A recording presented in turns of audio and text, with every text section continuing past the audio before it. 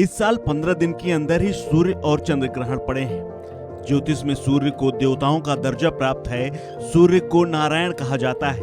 ये ग्रहों के राजा हैं और जब राजा ग्रहण के कारण तेजहीन हो जाते हैं तो इसे अशुभ समय माना जाता है। पुराणों में ग्रहणों का संबंध कई कथाओं में मिलता है। महाभारत में तो कई महत्वपूर्ण घटनाओं का संबंध भी ग्रहणों से ही है। उन दिनों भगवान श्री कृष्ण के अलावा कोई ग्रहणों का ज्ञाता नहीं था जिन्हें सटीक गणना पता थी। ज्योतिष शास्त्र के ज्ञाता बताते हैं कि इस साल यानी साल 2022 में एक पखवाड़े यानी 15 दिन के अंदर 2 ग्रहण पड़े। 25 अक्टूबर को सूर्य ग्रहण पड़ा था और 8 नवंबर को यानी 15 दिन के अंतराल में ही दूसरा ग्रहण चंद्र के रूप में पड़ा है, जो अशुभ हो सकते हैं। द्वापर युग में महाभारत युद्ध के दौरान भी पूर्व कार्तिक माह में इसी तरह 2 ग्रहण पड़े थे।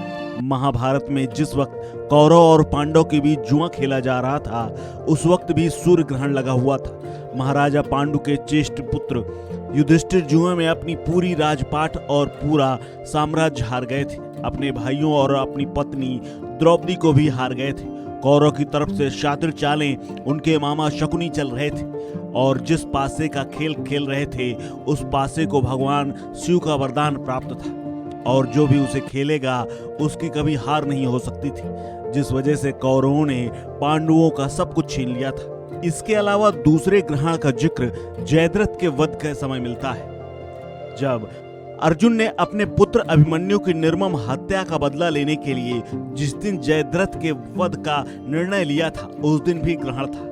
सूर्य ग्रहण की वजह से ही अर्जुन को जयद्रथ का वध करने में सफलता मिली थी। अर्जुन ने जयद्रथ का वध करने के लिए उसके सिर को धड़ से अलग करके उसके पिता के चरणों में गिरा दिया था।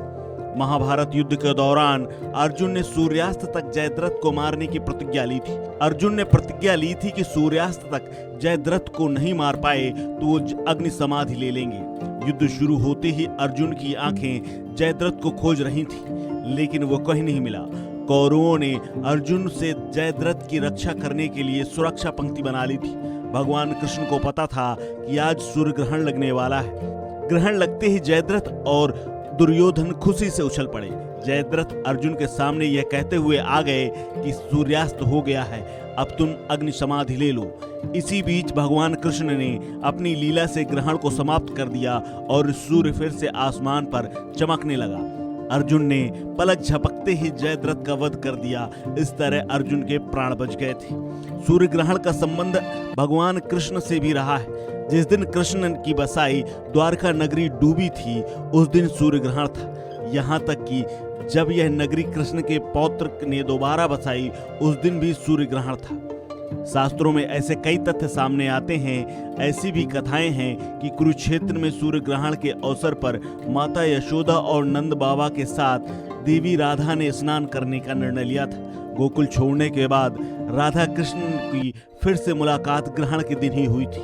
वेदों और पुराणों में ग्रहण का संबंध सागर मंथन से प्राप्त अमृत से माना जाता है। अमृत पाने के लिए स्वरभानु नाम का असुर अमृत बंटवारे के समय देवताओं की पंक्ति में जाकर बैठ गया था, लेकिन सूर्य और चंद्रमा ने उसे पहचान लिया और भगवान विष्णु को बता दिया। इससे भगवान ने तुरंत सुदर्शन चक्र से उसका सिर धड़ से अलग कर दिया। अमृत कंठ में चले जाने के कारण 2 टुकड़ों में बटा स्वरभानु राहु केतु बनकर तब से सूर्य और चंद्रमा से बदला लेने के लिए निकल जाता है, लेकिन पूर्ण शरीर नहीं होने के कारण सूर्य और चंद्र ग्रहण से मुक्त हो जाते हैं। इस खबर में फिलहाल इतना ही। अपडेट्स के लिए बने रहिए वन इंडिया हिंदी के साथ।